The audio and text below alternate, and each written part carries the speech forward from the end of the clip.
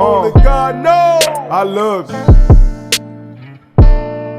I don't even know you. Only God knows. I know you. And I love you. First. My second semester in school, in nursing school, I was able to do a rotation on the pediatric, just a regular pediatric cardiac floor.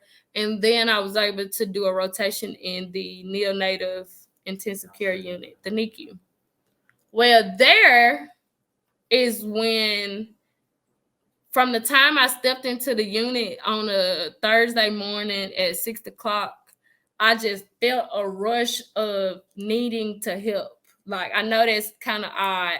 I just had heard, seeing the babies, like, when we think about birth, it's all a happy thing. Like, oh, want to hug on the baby. Y'all had a great baby, but somewhere in the back of our minds, I think we seem to forget how sinful and imperfect life is. So you have those babies that are not born perfect. You have those babies that are not born healthy. So I grasped that genuine love for my kids in clinicals, and that is what made me choose to be a registered nurse in the NICU unit. That's what I hope the viewers are seeing. How much thought she has put into the decisions she's made. And she's still very young. Yeah. Okay? So all the thought, though, that has gone into all of these decisions, that's what I hope the people who I keep seeing on social media saying all that kind of stuff, hey, just take some time, make your list, weigh the pros and cons of everything in your life, because everything has a pro and a con. In 2011, my grandfather, I had mentioned previously, my grandfather had lost his battle against diabetes, and like I said, we're not all knowledgeable and educated on what we need to know, but the biggest hitter for me was not only did I meet my sisters in 2016, but 2 months before that, my grandmother became sick. And I never forget, at the time, this was my boyfriend. His name is Jaleel. He was a basketball coach at my old elementary school. You see how the world is so small. He was a basketball coach at Goodman Pickens Elementary. And we were headed over to one of their elementary games for the night when my mom called and was like, hey, your grandma's sick. And one thing about my grandma, she was an OG. She had a home remedy for everything. Like, I don't need to go to the doctor. She had a home remedy for everything, even when we got sick. And we didn't have to go to the doctor because everything worked. Whatever she had in mind, like, it worked. So to hear my mama say my grandmother was in the emergency room was a lot. And that's when we found out, or they informed us that after so many symptoms and tests, that my grandmother had been diagnosed with ovarian cancer. So in my head, I'm like, okay, cancer, everybody's played this role at least once or twice. Like, we doing this. So that was an eye opener to me. In my mind, like, okay, you want to be a nurse, you got to do what you got to do. So that was like February 18th of 2016. After that, they transferred my grandma to St. Dominic's Hospital. And I basically watched my grandmother decline in like a week or so, 2 weeks. So I had to put my nursing cap on. Like, I had to figure it out. I had to, when they came in and told my mom and them about testing results, and my mom and them didn't understand, I had to critically think early. I had to put the dots together. This was early before my nursing career. So, yeah, that was a lot for me, seeing my grandmother in the ICU and, being in the shoes where you feel like you can't do anything. I don't ever want to feel like that to a family. So, Yeah, I take that with me every day, day to day. I just remember the nurses and the care that my grandmother had in those 2 weeks. I also remember the care and nurses that they had for my grandfather. They both died in that same exact hospital. And shout out to the hardworking nurses there. You know, I know they're doing their jobs every day, but I also know what it's like to be on the other side. I've been that family member, I've been a patient, and now I have to be a nurse. So you have to carry that every day in your business life. It does not, let me take that back, it's not business, it's reality. Like, you have to be there for the families in ways that they have not, nobody has provided to them. So that is another thing that I carried with me. The babies being extremely vulnerable, a mom, being introduced into a chapter so big like that. I just knew I wanted to change. I wanted to help. I wanted to leave that mark on somebody's life, that, even during this difficult time, like, she was one of those people that cared, that took that extra mile and did what she needed to do for our family member. Like, she don't know us past our name and what we got going on here, but she just did what she needed to do to comfort us at the time. So all in all, going through our tragedies in life, going through our life lessons, you also have to carry that in certain decision making with your careers. If you're not a people's person, then you have to evaluate that within yourself. You can't take a job if you're not willing to change those things about yourself. So I had to learn a lot, man, becoming a nurse. I love my job wholeheartedly. Well, that's what I was just about to ask you. You I kind of touched love on my some of the tough job. stuff. What's the most gratifying thing about it? Mm, I just speak briefly on the NICU. I love my kids. I say life is a miracle, man. Like, life is a miracle.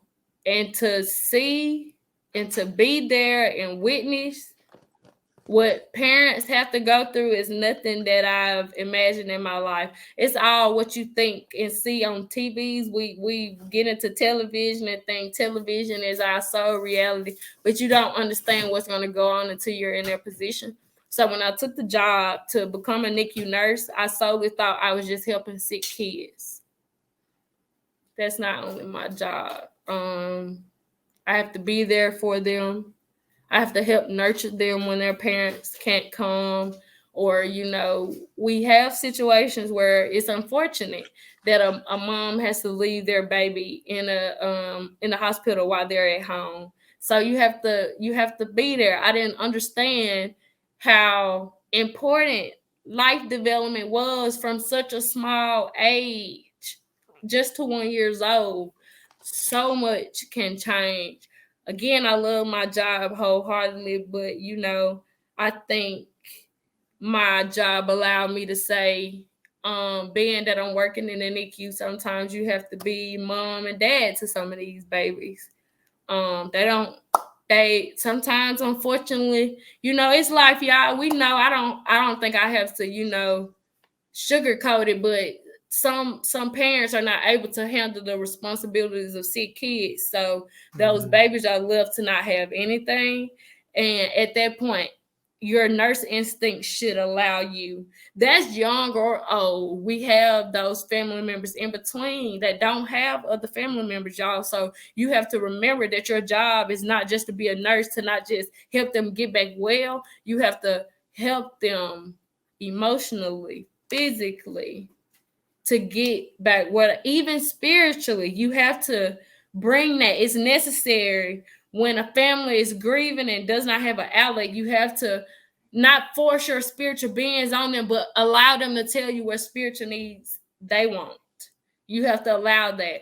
And yeah, like, you have to you have to face so many social issues from poverty. Poverty is in the hospital. That's crazy. Poverty is in the hospital. Um, Domestic violence is in the hospital. Social domestic violence is in the hospital, even for these small babies. So I carry my kids on my shoulders. It's the hardest thing I've ever done, especially working in the ICU unit. Again, I'm thinking when you hear life and you hear babies born, you looking at the greatness in it, but y'all, these babies are all not well. They have their own different life stories, each and every one of them. Each and every, and I've probably taken care of hundreds of babies just in my almost 2 years of being a nurse, but each one writes their different story from the time they're in there to the time that they're leave. From the parents to the family, like, it's not just bedside nursing to me. It's still trying to make that change, still trying to help get these families on top, because you will never know what it's like to be hurt and to have that fear of not knowing what's next for you in your life until you're sitting there at the bedside taking care of your patient and their parents. You don't know until you take out that time to invest your time. We can all, go room to room and check to see if the patient's okay, and if they're good, leave. But, you have to take that time to invest into the emotions and the expressions, and to, figure out what's going on with them with their day-to-day life. And believe it or not, that in itself tells you their clinical position. If a person is not mentally right, they won't be physically healthy. A parent won't be able to provide and nurture their child. Shout out to the breastfeeding moms. Y'all are golden.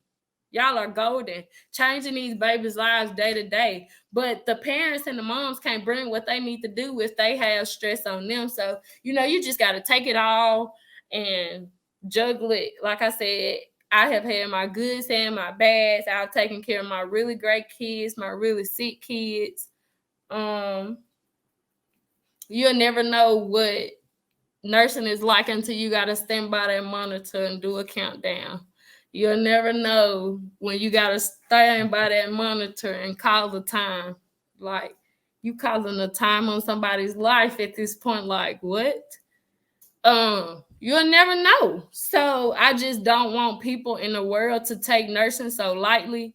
Like, I hear my mom, my auntie, my sister want to be a nurse. Like, you got to know what you, first responders, doctors, you these people's lives are in your hands at this point. So, don't just assume that, that they supposed to know the right things to do. These people are coming to all of us in the medical field for assistance. So we have to not take that so lightly, and not make sure that we're not taking our own moral values or our own beliefs and putting it into the medical field, because again, everybody's situation and story is different and written out in its own special way. So it's tough though. Like I said, it's a good and a bad. I love the NICU. I'm gonna always love the NICU. Okay, I want to ask you this then, because with all the stuff you've been through personally, how do you deal with all of that? That's daily trauma. Like, I think I hit you up one time and was like, it hit me because I've been in the hospital a lot with my mama. Those of y'all that fool with me for real, y'all know about my mother's health. My most popular record to date is Mama Sick, about my mother's health. So I've been dealing with a lot of doctors and nurses and all that kind of stuff. And I know the value of y'all. I see the nurse and the CNAs, shout out to them as well. I see y'all way more than I see the doctor. You feel me? I saw them way more than I saw the doctor in terms of my mama was something else. My mama, firecracker. You know what I'm saying? So she could be, and y'all deal with that. But I think I hit you up one time and was like, how you do this? Because when you work in the hospital, You're dealing with somebody in their family on their worst day. Always on their worst day. Okay? Because they're in the hospital and you're dealing with the potential of them losing a loved one, or you're dealing with that person leaving him or herself. Whereas I know a lot of folks looked at me, some of y'all even say, okay, well, I can never be you. I can't deal with these poor kids. I can't deal with these poor kids. I couldn't be no teacher. And people say that, but I got I got Justin Ellis, I got Herman Jones. Just Don't leave my boy Justin out. I ain't say his name all night. You know what I'm saying? I got Todd Dickens. I got these kids from Fairham. I got all these kids. Y'all love me. It was many days we laughing. Y'all crack me up. Some of the slang I still use to this day is from y'all. Like, I slick. Y'all put me on there, getting these hands. I get that from my youngest. Like, there were times we just laugh and we're enjoying things. Yeah. You don't have those days, though. Like, you're dealing with people every day in which it's gut-wrenching stuff going on. You know? So how in the world do you do that and maintain your sanity? You gotta take care of self first, man. You can't. One thing you gotta learn about yourself is if you're not okay, you can't be productive and you can't be beneficial to somebody else. So my husband, Jaleel King, is my outlet. So when I'm faced with a lot of difficult stuff at work, when he's a 4th and 5th grade math and science teacher. When he's faced with his difficulties at work, we take that time out after work, even if it's 30 minutes to an hour, and vent. We vent. Tell me about your kids. Tell me about your kids. Well, if we have to see them the next day, how can we show them a way to feel better? How can we, if you notice that your student was having a bad day, or I knew my mom was uneasy, work don't end when we clock out. That's life. That's reality. And I can say I learned that from you. Like, even, from other people that have inspired me in my life, my mom, like, work don't end when you clock out. So I carry that. Some nights I don't sleep. Speaking realistically, I go to sleep if I had a hard day with one of my patients, or if one of my babies was good today but they had a setback today, I'm gonna go home thinking about that. So that can be a battle for me sometimes. It can be overwhelming sometimes. And sometimes, despite what you going through, you got to suit up and boot up and put your poker face on. You got to go help somebody else.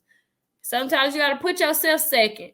Mentally and physically and health-wise, you got to keep yourself apart to take care of somebody else, but you also got to keep your mental healthy, because I'm a 25-year-old newlywed. One day my husband is going to want to have his first child.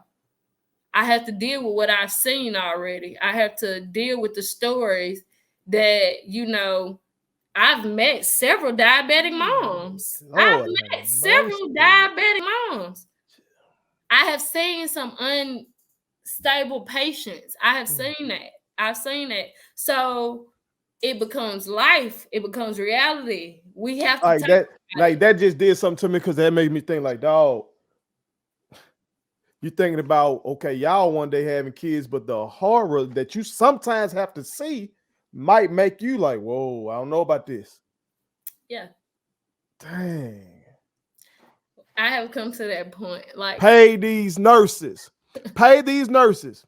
America, y'all set up here and gave lip service to these nurses in the middle of this pandemic. Y'all to set up here and thank y'all for being heroes, and thank y'all for being essential and all this kind of stuff. But y'all need to pay them properly as well.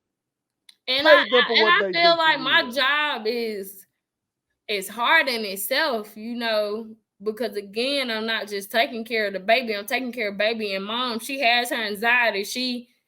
At the time, let's take a step back in my career. Last year when I started, I was working in an environment where it wasn't safe for the baby's development, meaning there were a room full of loud monitors, alarms, parents, as many know, parents and NICU parents show and tell their stories all the time, even the most difficult ones of them losing their fight against the NICU. Like, they share that.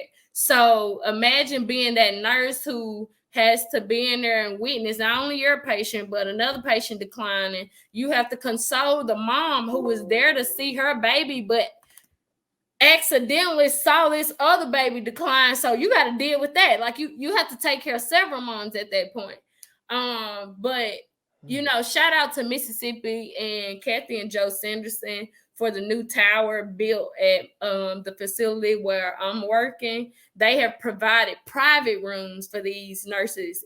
For these nurses and parents and babies, which has made a turnaround in clinical status and patient care and quality of care and quality of life. But then we were hit in the face with the coronavirus. Let's get into that. I'm so angry, and you don't have to go into much. I know you're a professional, you can't go into much. Just in general,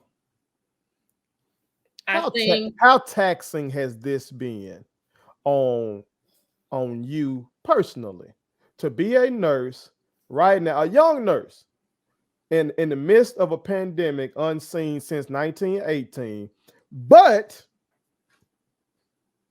we have all this technology. We have the ability to get a vaccine done quicker than ever, and still we see right now as we're filming this, the pandemic. Folks talking about post-pandemic. Ain't no post. I know it was never over. There was never no post. What y'all talking about? This Delta variant out here. I got a Delta right here with me. This Delta variant is out here party walking on folks. That's what it's doing. Let's not sleep on the third variant, Lambda variant. The Lambda variant. I read about that one. So how frustrating is it then to be going through this, and then you see people, the public, pushing back, just not doing the things that y'all in the healthcare field are asking them to do because y'all are filled up and overworked?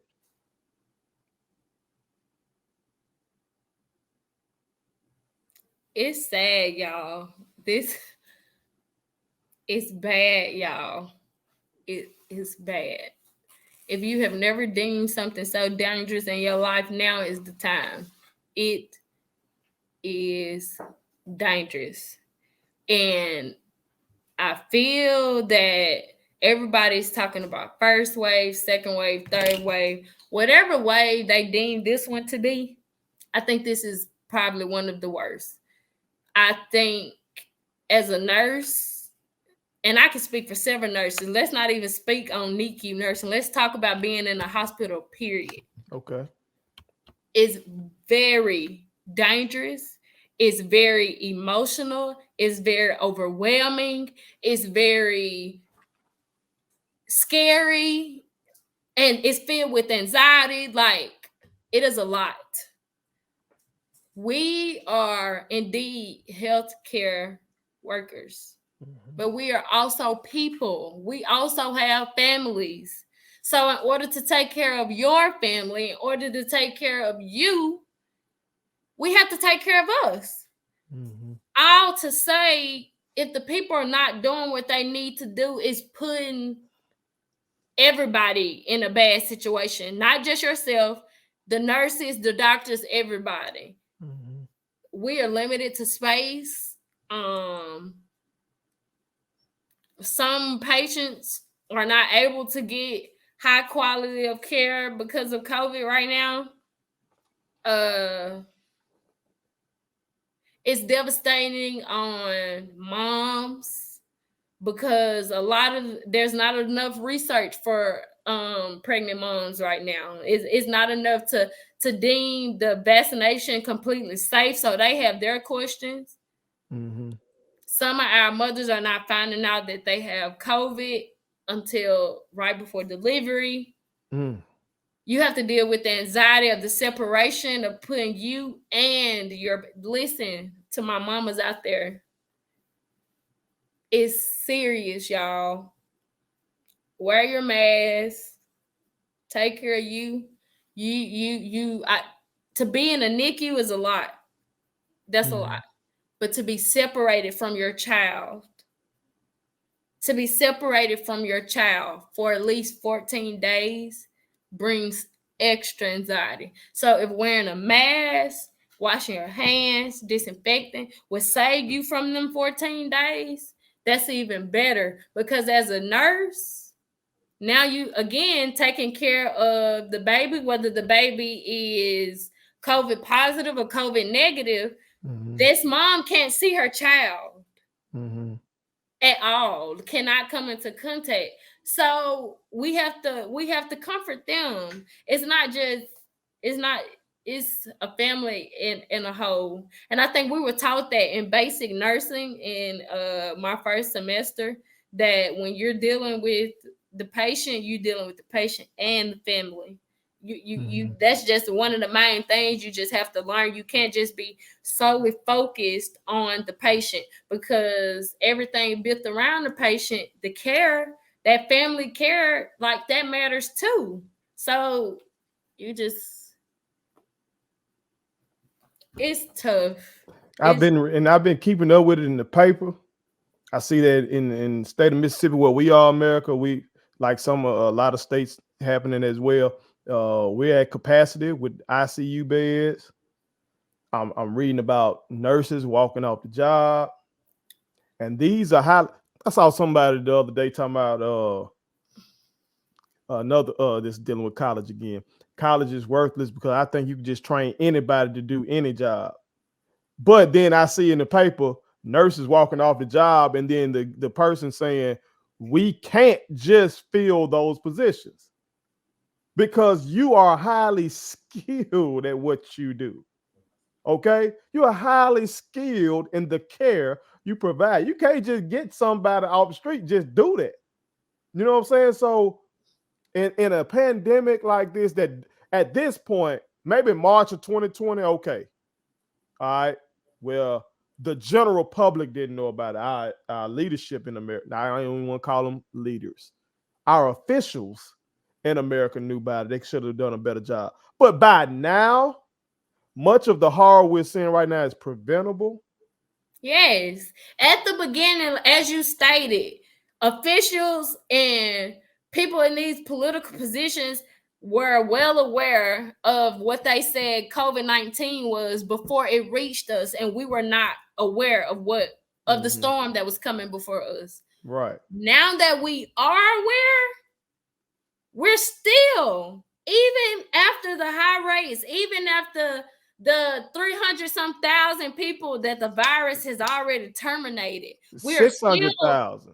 We are still to this day not doing. If we take the effort and give 110 against this virus, I feel like it'll give us some leeway somewhere down the road. But I think here we are so caught up in our past and not focusing on what's in front of us and what's in the present time. I get, we're all afraid. Everybody feels like politics are involved in everything. And I feel I stand corrected on a post that I recently made on Facebook. Everybody is not spiritual. Everyone does not believe in God. That is real.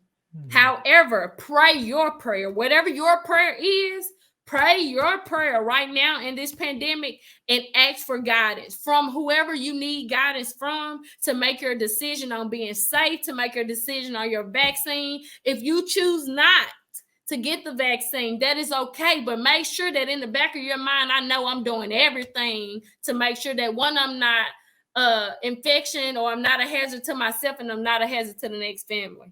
Then, you have your own reasons. But I just strongly disagree with some of the people who are being rebellious. I'm not forcing, again, I am a medical worker, but I'm not forcing the vaccine on anyone. But I will say, take the time out to do your own research for your understanding. Credible research now. Credible. Credible. CDC, whatever you need to do, make sure it's credible. And I'm glad that he said credible, because what I have seen in the last 6 months is that our people are reaching out to social media for answers. That's not the way. Social media can have its positive advertisement, negative advertisement, positive influence, negative influence people. We are all made different. Our DNAs are made different. Every last one of us. Nobody has 100% identical DNA. They cannot tell you that, which means your body is different. We cannot rely solely on what the people are saying in social media and the goods and the bads. You just have to do your own research to know what's good for your body and take that mentality and move forward. Because in all, you do not want to be that person who waits until their family member gets it to then take aware of this virus, y'all. But This is also, our new normal. This is our new normal. Even not away from COVID, what does it look like? And don't answer this if this violates protocol. But if the ICU beds are full, that means not only would a person with COVID not be able to receive care, that means if I'm in a bad car wreck, I'm going to get turned away. Possibly. Do I get turned away? Why? What happens if I transport my kids tomorrow to school and I'm in a bad car wreck? Do I not receive care? Like, what happens in that kind of situation? And how would that make y'all feel? Y'all have gone into this field to help people, but because of what's going on, you may have to turn some people away or send them to somewhere else. Like, what happens then? I can't really speak on exactly what happens at my job, but critically thinking, if a place was filled with a person who's dealing in a pandemic with serious respiratory issues, if you were to get into any type of traumatic incident and you were deemed stable, that's what I say. If you were deemed stable, if you are a stable patient, you would not be treated before a critical patient with the virus. That is what I would say. And that's what people have to think about. It's deeper. This is something that affects us all. So please, people, do what you need to do to protect yourselves and your families. Bree, you talked about all this stuff you've done. Great thought that went into everything you've done. But to do those kind of things, all of us need some influences. I have my influences, and I think we all do. People that we look to. So, name your greatest influences. One of my greatest influences. I'm going to put it back to my mom and my grandma. And I would say that because let's go back to Alice, AC. Let's go back, speak some real on AC. AC. That's your grandma? Yes. Okay. AC was, she had 4 kids, a set of twins, a daughter, an oldest daughter, and an oldest son, which later turned into 14 grandchildren, a mobile home, no education. She never finished high school. She did not know how to drive. Mm-hmm. If you can take a person so much without and look back on all of the great they have done from that, nothing can stop me at that point. I don't feel like it's nothing I can't do. If she cannot have an education, not drive, not finish high school, but her oldest grandchild graduated valedictorian because of what she taught. Her oldest grandchild was the first of her children and 14 grandchildren to go to a 4-year college twice. It ain't nothing I can't do. It was nothing she couldn't do. We didn't know she didn't eat. We didn't know she was without. She made sure every last one of us had shirts, pants, shoes. I'm not talking about nothing against Reeboks. She made sure we had top of the line. It was nothing that we wanted we couldn't have. If we took the necessary time to make sure we took care of our grades, she took care of us. My grandmother didn't have anything. I had a real small family. She didn't have many brothers and sisters, which means like my mom, them, it was just them. So that's even on my grandpa's side to her husband. It wasn't a huge family, you know what I'm saying? So she was my motivation, and I just hate I couldn't I couldn't sit her down before she left me to tell her like how she changed me. I could have well been one of those who didn't care. Like I could have been one of those who cared about the streets. I could have been a gangbanger. I could have been a smoker. I could have been 1,000 things that people throw labels on and throw statistics on and belittle them. I could have been that person, but seeing what who my grandmother was allowed me to know who they can't label me as. You can't put that on me. You can't label me as that little black girl from Holmes County that didn't have this or didn't have that. I feel like I'm always gonna be that Bree Dawson that carried those. Still to this day, I'm all about my awareness. Let's state that. I still do diabetes walks. I still do ovarian care awareness because that was my grandmother. Now that's a part of me. So she motivated me in my mind. I feel like everything I do from this day forward is for her. It's not for me. It's for her. She's not here. She can't witness it, but it's for her. At the time when she first passed away, everything I did successful, I would go to the grave and let her know, like, this is you. You did that. And I still feel like when I want to organize certain things or when I got that extra care for them kids, it's my grandmother in me. Like, she on me. She on me. Like, you know, that baby needed that extra help and them doctors can't figure it out. Do your research, put it together, put two and two together, suggest it. And I have done that. I have suggested new things and new ideas to doctors where they were able to accept my thoughts and we were able to help these kids. So I feel like that's all to my grandmother. That's all to my mama. My mom, two kids. We have the same mom and dad, but I've seen my mom go job to job. I've seen my mom get it out the mud to feed two kids when she only had $5. I've seen that. So I carry them on my shoulders. Not only that, I won't just say my most inspiration, but I think about the person I'm trying to most inspire. I got a little sister right up under me. I want her to feel like, you know, whatever she can't have or whatever she needs to get, she can look at me and feel like I can do it. Like if she see me make the right moves, like even though I don't have my children of my own, I still carry myself in a way where I feel like people are watching. I may not know who I'm inspiring. They may never tell me, but somebody may look up to me for a positive way or a positive outlet. I can't just carry myself in a negative way. So, you know, from Teens on a Mission to pledging Delta Sigma Theta to like all of that is in me now. So I feel like I carry this image where I have to do good. I have to do great. So when I'm doing great, it's like, thank you, Grandma. You got me on that one. You keeping me straight. So I just can't ever let down the lady that was the seed for me, man. So it's my grandma and my mom.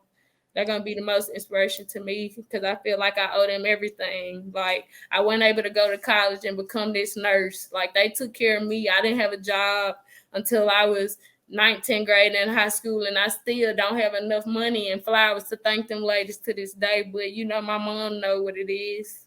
She know I'm all about her, and if I could tell my grandma, I would. But that's who I do it for. It's for them. Well, I hope your family sees this and that this sparks conversation about your grandmama.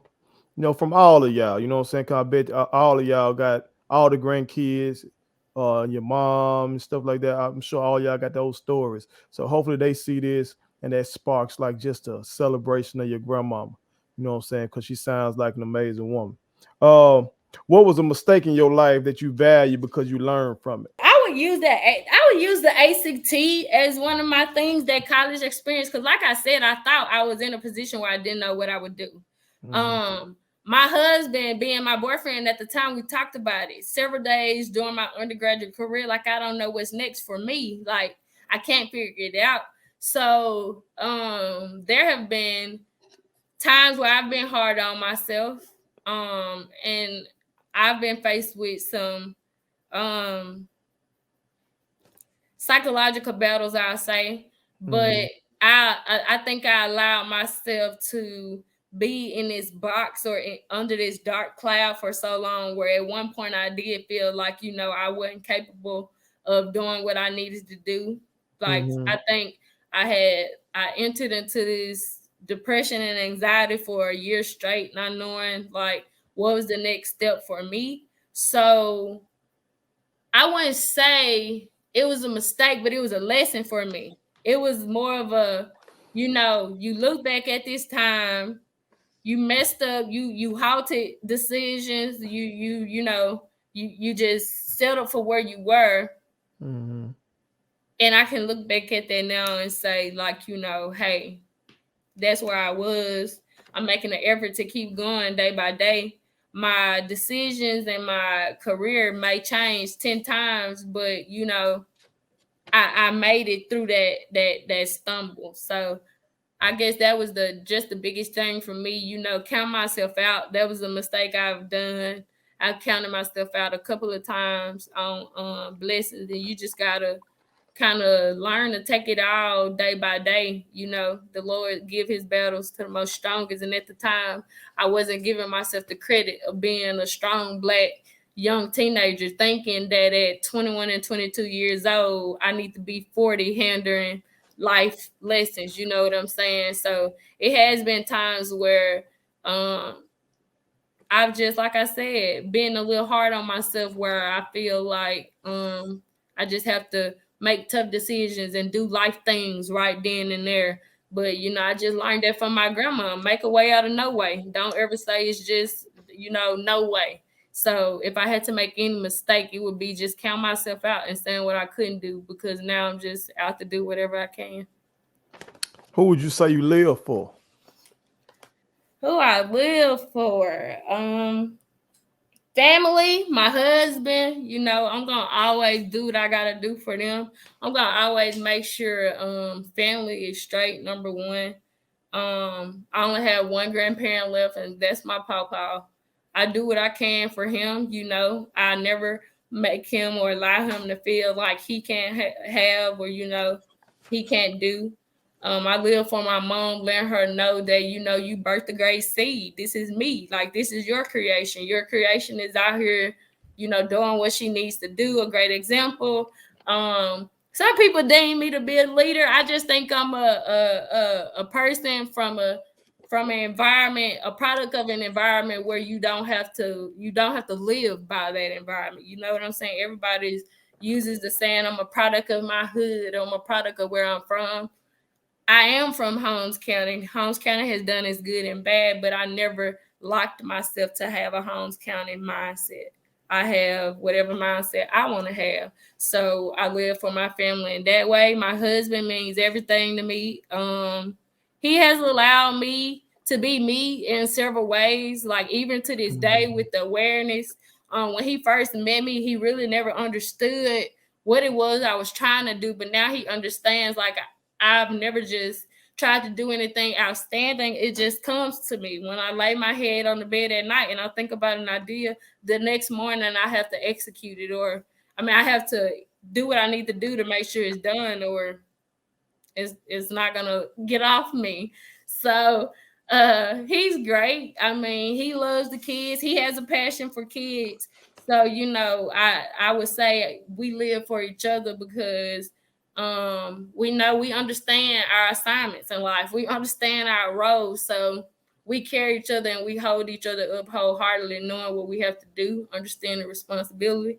So he holds me up on my end, I hold him up on his. So, it's just family right now. I live for those who cannot speak for themselves. There are some Black women like me who feel like they can't get up and tell a story. So I live for them, because even whether good or bad, tell your story. If not publicly like I am, tell your story to somebody, because maybe that somebody can help you reach a point in your life where you become a testimony at that point. So yeah, I just live for everybody. I'm a people's person. I don't ever lock anybody out. I think I'm well outspoken. If it bothers me and if it bothers people around me, I try to speak for them in a way that I know how. I do not know everything. If you ask me something I do not know, I'll tell you I don't know, but I'll get back with you with the right answer. So that's just my thing. But wholeheartedly, I live for my family, man. However they need me, I just want to be that person that can provide them with whatever they need.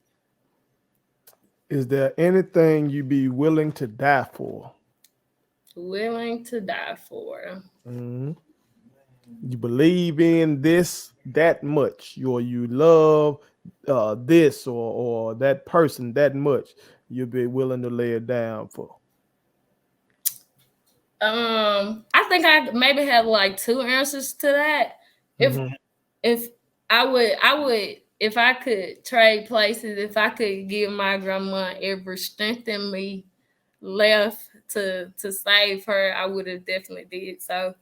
Um, Equality, I'm big on that. I don't see color. At the time being young, I was taught color, but I don't see color. But as long as I believe that we are all equal, you know, even though of course it's not that to 100% in this world today, I'm Well, gonna die about. I'm gonna pause you right there for we're gonna go back to U.S. history class real quick. All right, so we're gonna have a teaching moment right now. You see color, you see differences. You know when you talking to a Black person, to a white person, to an Asian person, to a Latino person. But what you're saying is you don't devalue the life of a person by That's what the you see. double quick version, y'all. You don't devalue the life of a person. You understand? Right. Because see, I hate when I hear a racist person say, "Oh, I don't even see color, brother. You see me. You see that I'm different from you." Right. Now the question is, when you see me, do you think that I am inferior to you? That's another Right. thing I used to have above the board. I am not inferior. Right. Because I am not inferior, you are not inferior to anybody. And I trust this because I know your heart that when you working up in that hospital, you don't think any of your patients are beneath you. You No. work on them with love and care that you would give. Each and every last, I agree. All my family is the same. I hug all my every last mama that has been discharged at the NICU. I have given them hugs. And that goes a long way. Congratulations. I'm telling you right now, that goes a Congratulations, long y'all. way. You saw the end. Y'all made it to the end. Y'all fought y'all way out. I hug all my parents. I don't That treat goes anybody different. so far. Look, this nurse, last time my mom was in there, white nurse. Uh, my mom almost died this summer. My mom almost this is her second time, and she almost died in 2019, and she almost died this summer. And in the midst of that, this lady, and she was a CNA, you know what I'm saying? So she having to change my mama and do all that kind of stuff.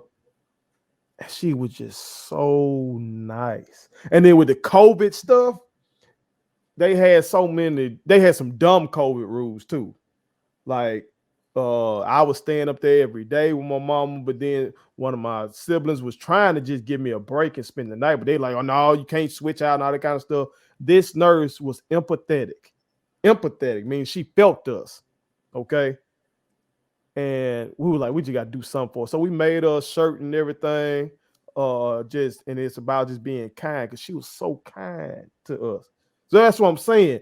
You are seeing folks when they are going through some of, let's just not say the worst day of their life, but arguably could possibly. Right. Could well be. And just by you being sweet to them, kind to them, showing that you actively trying to help them, that helps the mental. And like you said, you dropped one of the best things I've ever heard you say. If your mental is not healthy, then your physical is not going to be healthy either. And if people forget that, They do. So I'm so glad that you said that. But before we get out of here, I gotta hit you with these quick hitters. All right, these quick hitters. I want to get your opinion on these. All right, you ready? I'm ready. All right, now this first one is because y'all ninth grade year. One of my favorite moments from that year, one of my favorite moments of my career is I played Nicki Minaj Moment for Life for y'all. And because it's some stuff that she say up in there, and Drake said, everybody dies, but not everybody lives.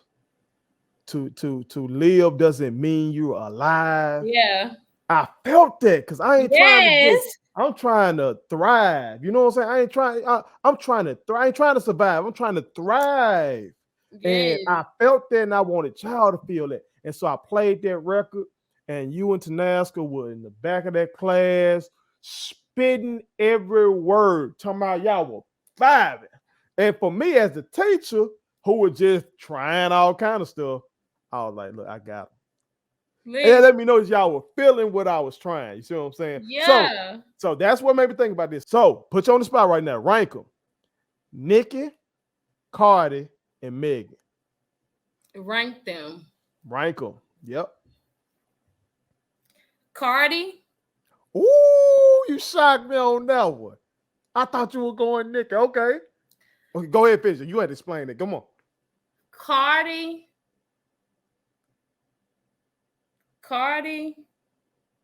Nicki, and Meg. Cardi, Nicki, and Meg.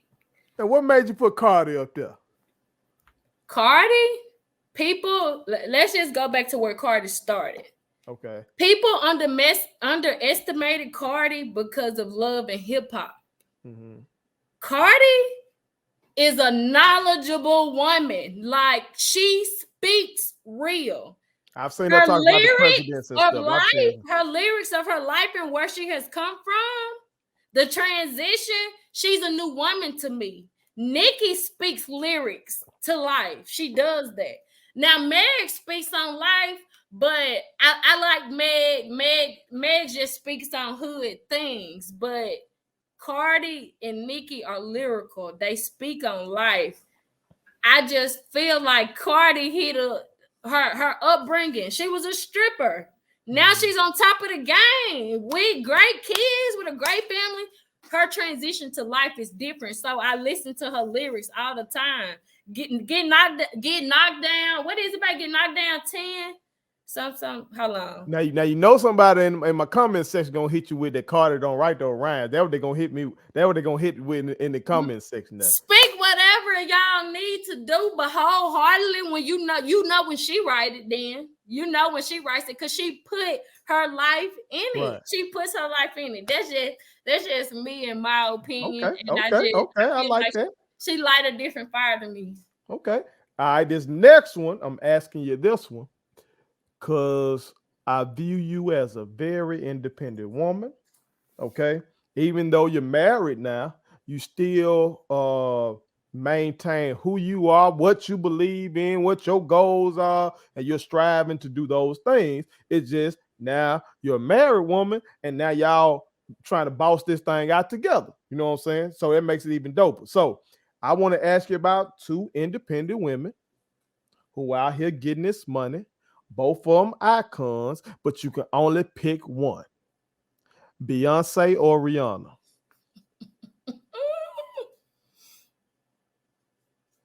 Can't let my girl be down.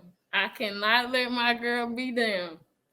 That's greatness, man. Like, it's just great. Shout out to Ree. I love Ree.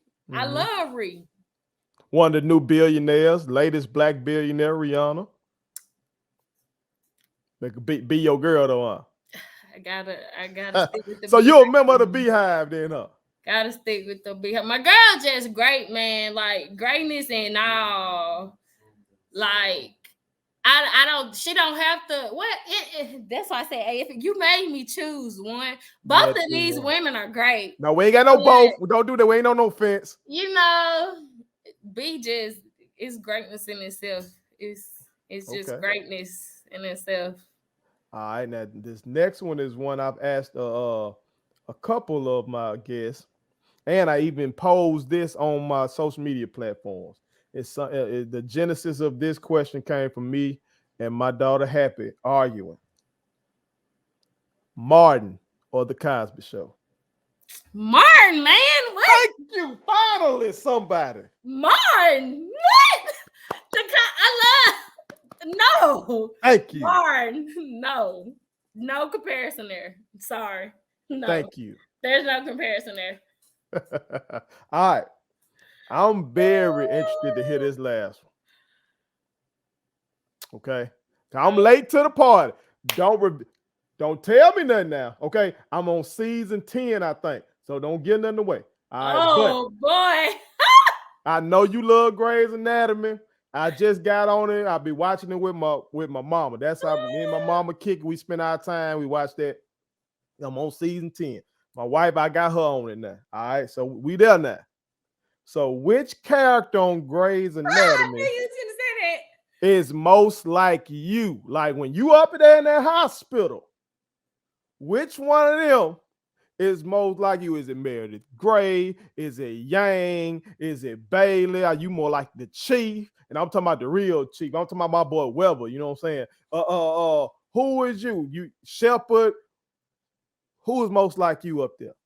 Or excuse me, which one of those characters is most like you? It's crazy because you didn't name who I'm thinking. I would say Karel. I would say Karel. And this is why. This is why I would say I'm like Karel. Karel has had tempers in several different situations. I just saw Karel beat up somebody up there. You can't be up in that hospital being Karel, girl. No. You That's can't not be up what there. I mean. I'm gonna see you on that news if you up there being Karel. No, what I'm saying is as a character, people know that Karel can be a firecracker. I have been told that I can be a firecracker. Right. Not to my parents or, nothing like that, but I can be a firecracker. Karel had a fire for his patients to me in a way. With them kids. Oh, and he deal with the kid, he and peds. It's a vibe. He was not always there though. Let's go back. Okay, let's go. Let's go. I'm not probably doing no Grey's history. Let's go. He was not there. He was he thought he wanted to be a cardiac. He did. No.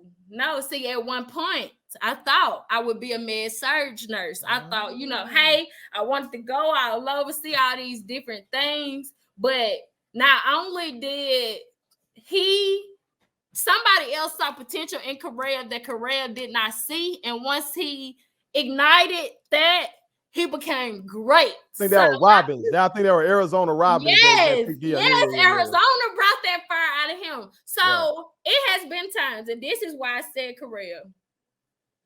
When I first started being a nurse in the NICU, I would get scared to take care of intubated babies. Basically meaning, guys, they had a respiratory deficiency, which caused them to have a breathing tube down their throat.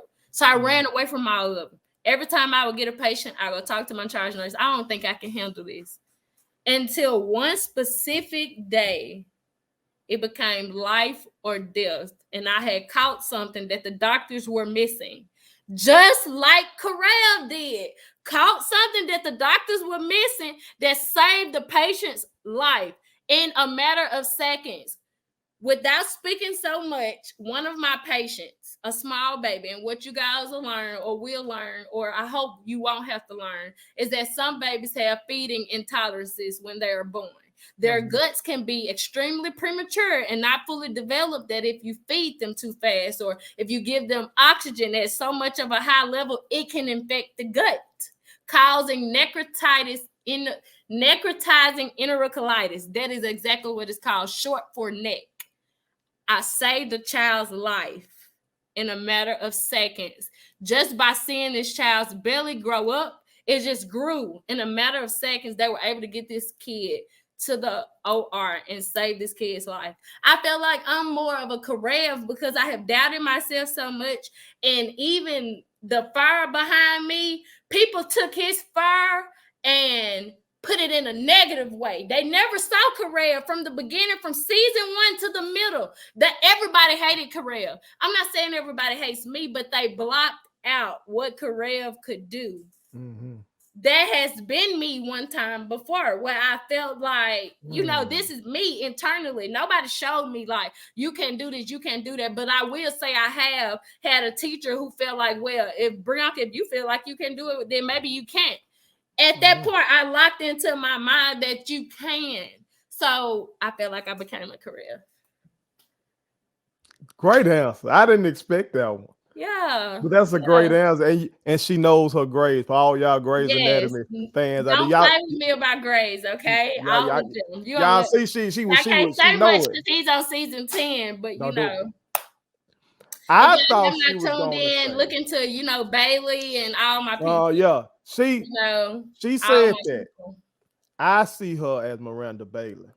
When I watch Miranda Bailey, it's like I'm watching Brianca. I love Bailey. Bailey gonna get them people told. And thank you. Keep them on that. Hey, she gonna get them right. She gonna keep you on your toes. Handle your business. If this is what you need to do, your patient come first. Leave you and your social issues behind. But I can see the career, but now that you put it the way you put it, and the kid aspect, he did come from some struggle. You know what I'm saying? And when, not only that, and when parents, even when there were parents in situations that did not want to help provide the quality of care, he pulled them to the side, mad and all, snapped on them and all. I have had to pull parents aside, like, listen, I understand you're frustrated, but I need you to listen to what these doctors are saying so you can clearly make a decision.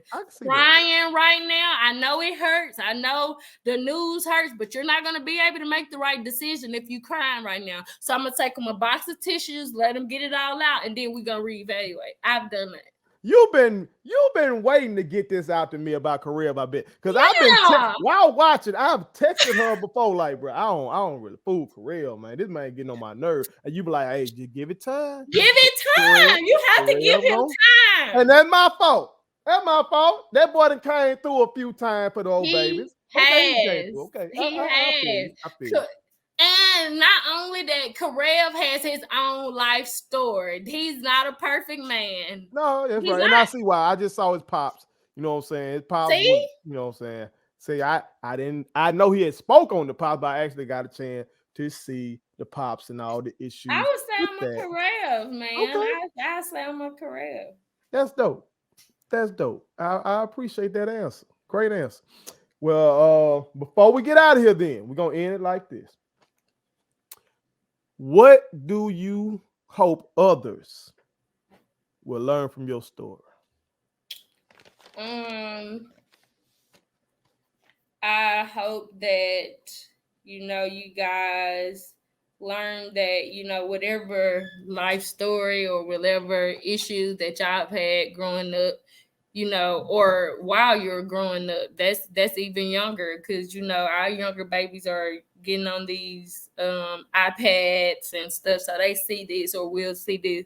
Don't ever allow yourself to be a label. Don't stop yourself from being what you can be, or, you know, do what you can do.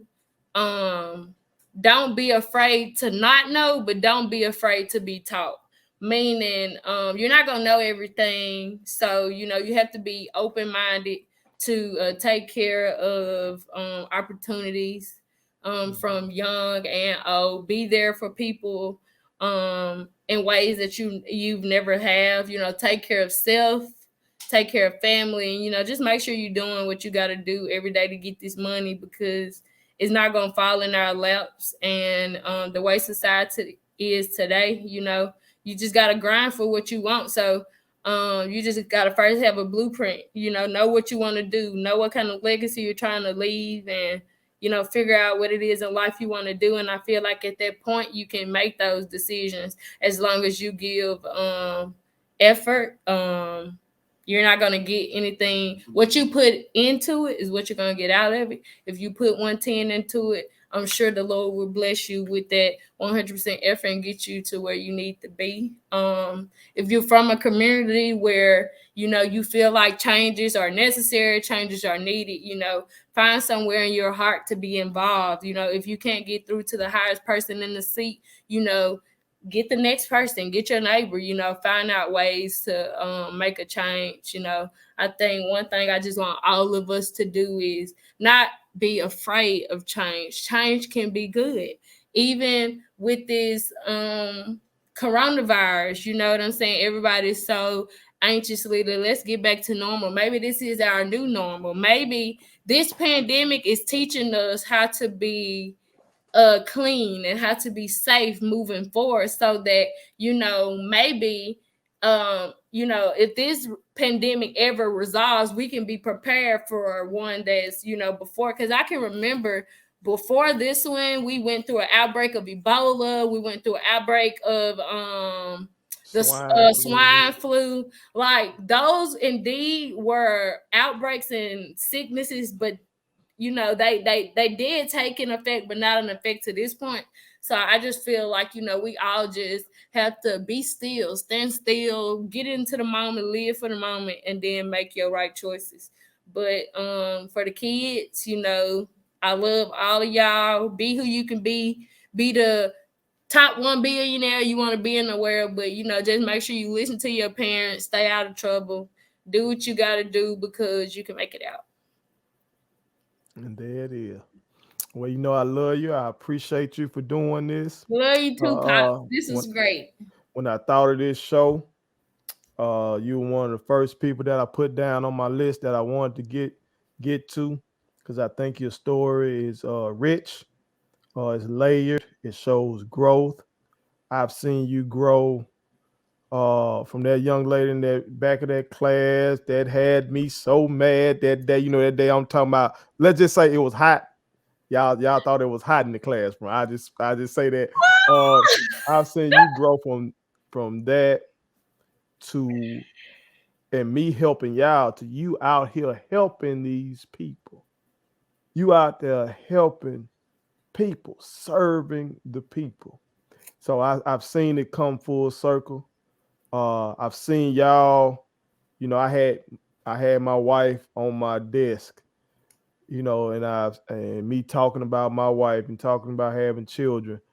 To now, I see you a married woman now. You know what I'm saying? Dang, Pops, we came a long way. You've been there through every step, though. Nursing school, I've seen it come graduations, full circle. Being there when you got that white coat, coat and all, you was there front proud center. moment. So I just appreciate you. I appreciate all my kids. I want to have you. Hopefully I'll get some more of my other students on here as well. But I think just to kick this thing off, to have you as like the face of all of my students from everywhere, I think it was fitting.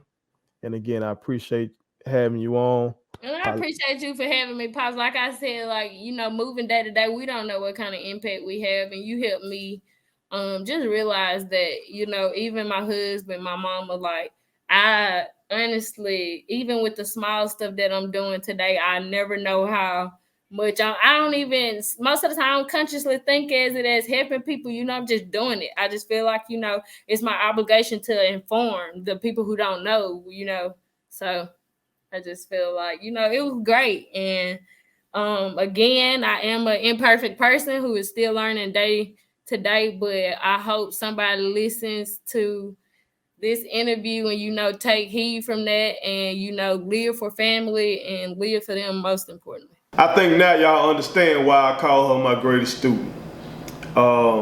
She's emblematic of all the kids that I had that were truly go-getters, that were truly in those books and trying to overcome circumstances and just, you know, fiercely competitive, fiercely self-motivated. She encapsulates all that.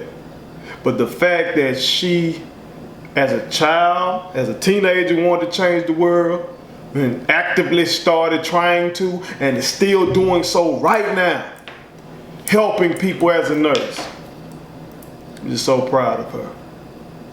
And I'm proud of all my students who are out there making something of themselves. For all the teachers that may be viewing this, I hope that you see me and Brianca's relationship and y'all see that you can have that same effect on somebody. I hope that you saw that most of the things that she talked about in terms of our relationship or in terms of the memories from when I taught her had nothing to do with what was in the curriculum. It had everything to do with me being empathetic and me keeping it real with them. You feel me? And you can do the same. For all the nurses out there, Bree is a shining example of the greatness that y'all are displaying right now in the midst of this pandemic. I am one person that truly appreciates y'all, and I say to the public, we must do what we have to do to end this pandemic. As Bree said, it's tough on her. You can hear the stress and the pain in her voice. It is tough, it is bad. So we as the public must do what we have to do to make sure this comes to an end. Wearing your mask and getting vaccinated if it's available. But I appreciate y'all for viewing. Make sure y'all share this with as many people as possible because we need as much positivity out here in the world as possible. Make sure you follow me across all social media platforms. And make sure you shop with Statement Tees. That's Statement Tees. Every t-shirt you wear makes a statement. Clear statement I'm making here. As a former history teacher, you just saw one of my history students. And she's one of those individuals who has learned from the mistakes of the past generations. And she's charting a new course. You should do the same. And also remember this.